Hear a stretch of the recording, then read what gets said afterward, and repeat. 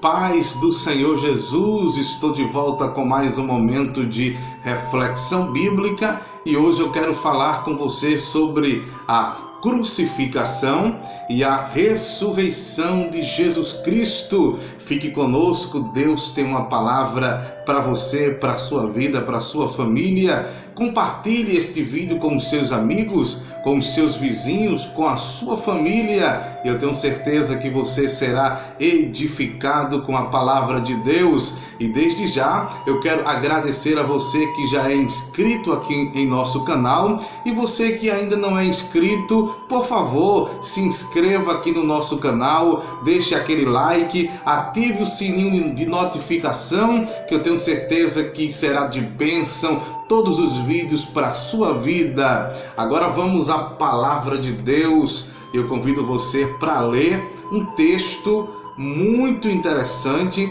que se encontra no Evangelho de Mateus, capítulo 28, versículo de número 5 e versículo de número 6. Vamos à palavra do Senhor? Diz assim a palavra de Deus: Mas o anjo, respondendo, disse às mulheres: Não tenhais medo, pois eu sei que buscai a Jesus que foi crucificado.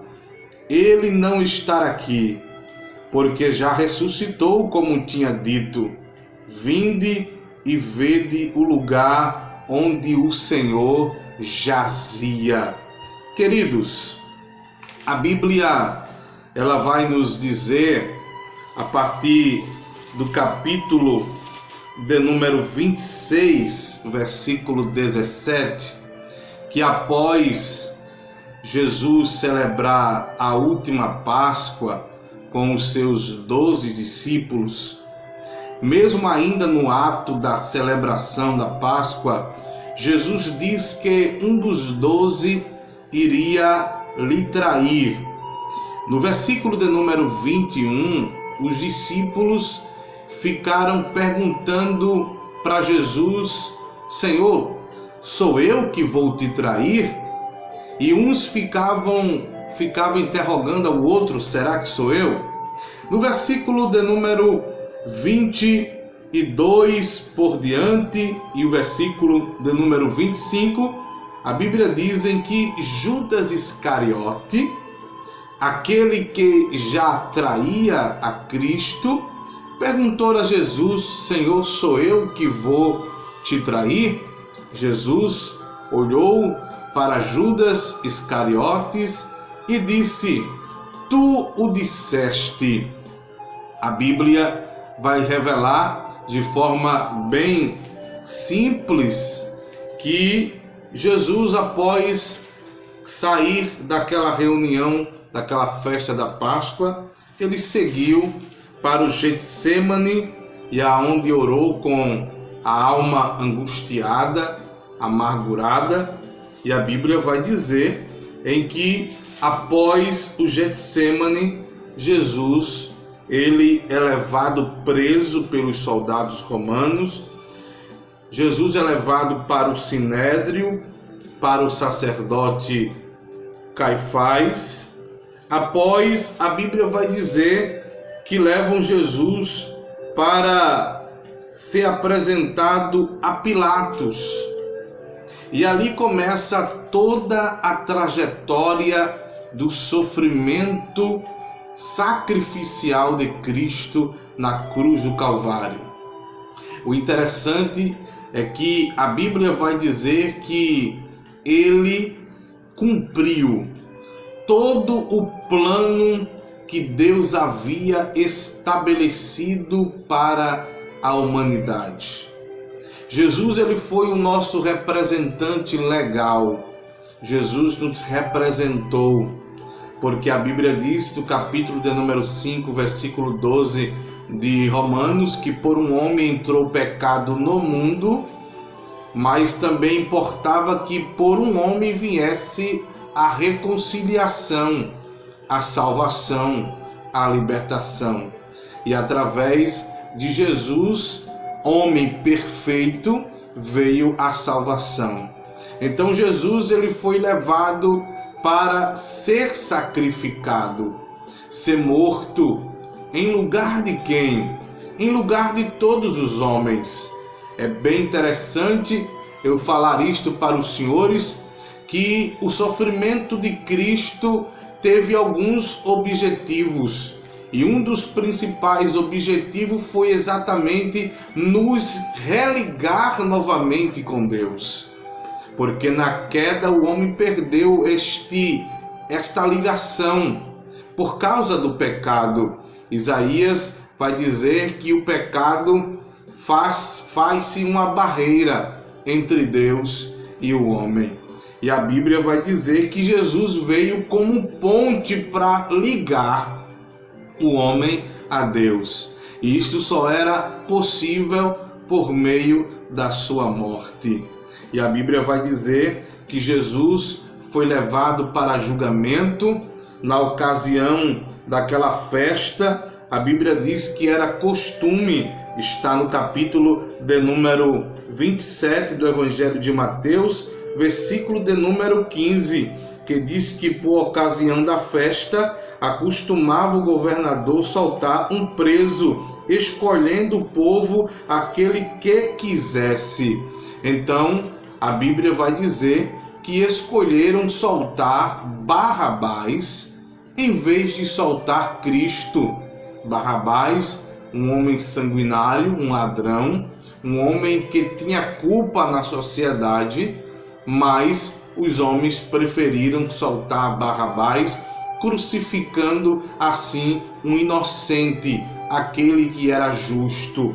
E a Bíblia vai dizer que Jesus, ele foi preso no lugar de Barrabás. E todos nós sabemos que colocaram uma coroa de espinho na sua cabeça, coroa esta que perfuraram a sua cabeça, lhe deram uma cruz pesada, chicotes eram levados ao seu corpo, batiam muito em Jesus até sangrar, e por que não dizer, até arrancar pedaços de carne do seu corpo.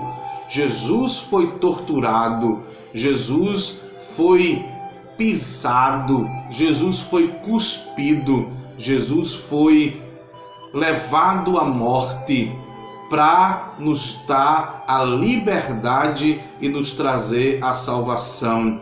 A Bíblia, ela é bem clara quando vai dizer que neste momento, a Bíblia vai dizer que os homens aplaudiam aquela cena, Jesus sendo levado para o sacrifício e os homens gritando: salva, tu que diz ser rei dos judeus, salva a ti mesmo, tu que diz que é o Messias.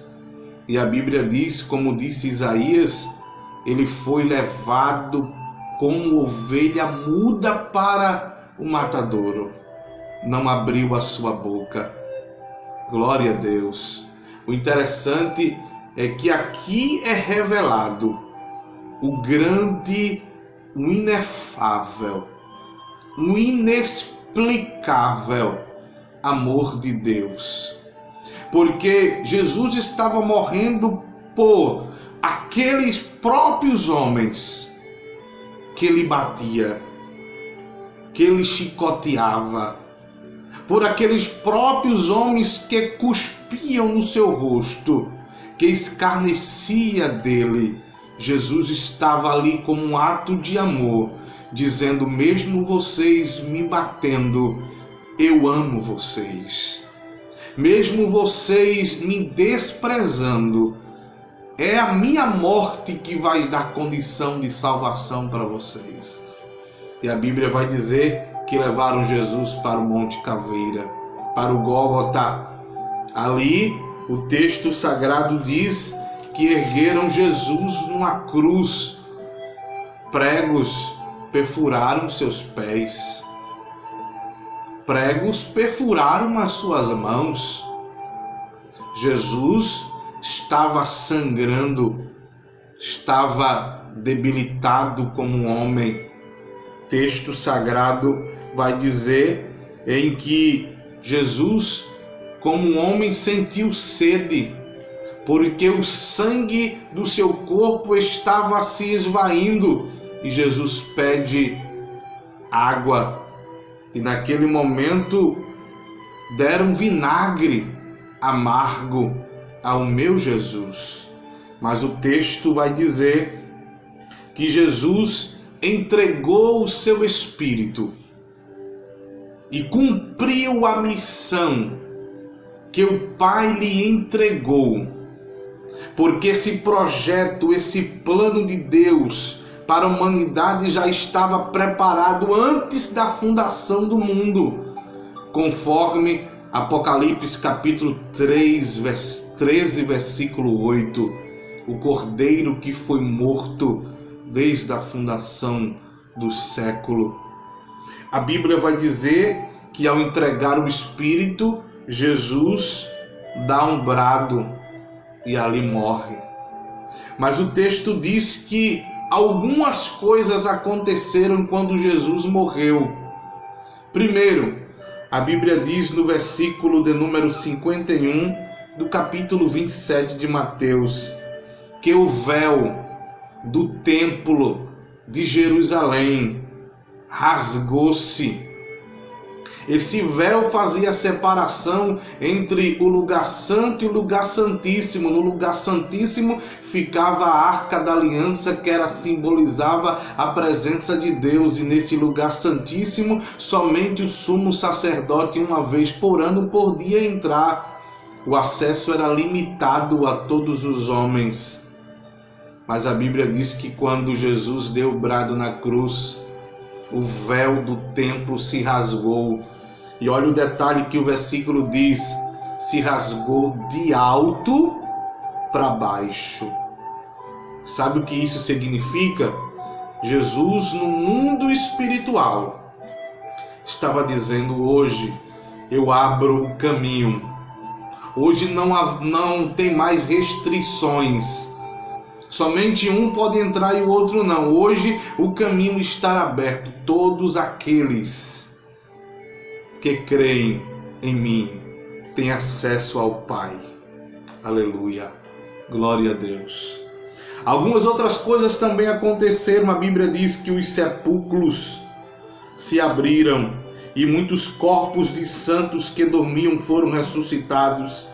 E a Bíblia diz que eles foram vistos na cidade santa e apareceram a muitos. Mas a Bíblia vai dizer que sepultaram Jesus. Sepultaram Jesus e os discípulos ficaram tristes, sua mãe, as mulheres que lhe acompanhavam. Mas eu quero dizer para você que a Bíblia vai dizer no versículo 28 que no fim do sábado, quando já desportava o primeiro dia da semana, no domingo de manhãzinha, quando o dia estava clareando, a Bíblia diz que Maria Madalena e outra Maria e a mãe de Jesus, o texto diz que elas foram visitar o sepulcro aonde Jesus estava. Guardas faziam a segurança daquele local, porque os homens diziam: vamos colocar guardas, porque possa ser que à noite venham os seus discípulos e roubem o corpo de Jesus e ele vai dizer que ele ressuscitou. Eles tinham esse medo porque Jesus em vida, ele disse que ia ressuscitar. E a palavra dele, deixa eu dizer para você, é prego batido e ponta virada. Jesus disse e está dito. A Bíblia diz que quando as mulheres chegaram no sepulcro, ela teve uma surpresa. Antes das mulheres chegarem no sepulcro, a Bíblia diz que houve um grande terremoto. Sabe por que houve um grande terremoto? O texto diz que foi porque um anjo do Senhor desceu, removeu a pedra que existia na entrada do sepulcro, que impedia alguém entrar e sair. A Bíblia diz que os guardas estavam desmaiados, como mortos. E o texto sagrado vai dizer que naquele exato momento as mulheres chegaram, viram o sepulcro aberto. E o interessante é que o texto diz que elas olharam e viram o anjo do Senhor assentado sobre a pedra. A pedra já tinha sido removida e o anjo estava sentado sobre a pedra e disse para ela: mulheres, não tenhas medo, pois eu sei que vocês estão à procura de Jesus, aquele que foi crucificado. Mas ele não está aqui, porque já ressuscitou. Como tinha dito, vinde e vede o lugar onde o Senhor jazia. Você pode dizer amém?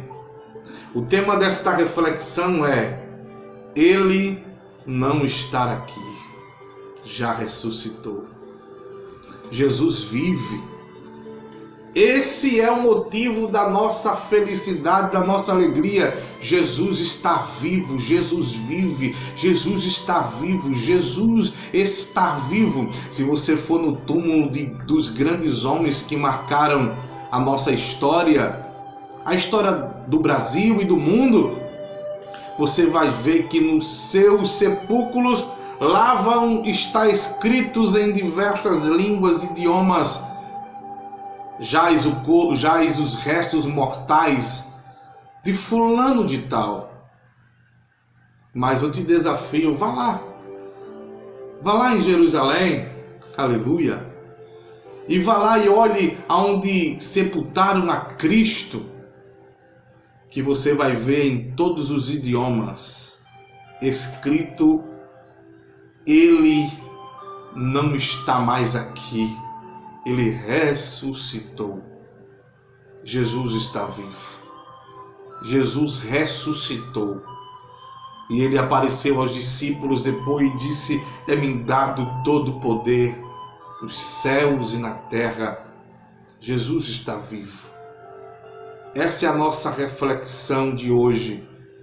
Cristo morreu, cumpriu o seu propósito como homem, ressuscitou como Deus e está vivo à destra de Deus Pai. E um dia nós iremos para lá, nos encontrar com Ele, sentir, abraçá-lo e viver para todo sempre, porque esta é mais uma promessa. Deus te abençoe, te guarde e lembre-se, Ele não está mais na sepultura, está vivo e está aí dentro de você, na sua casa, na sua família. Paz do Senhor.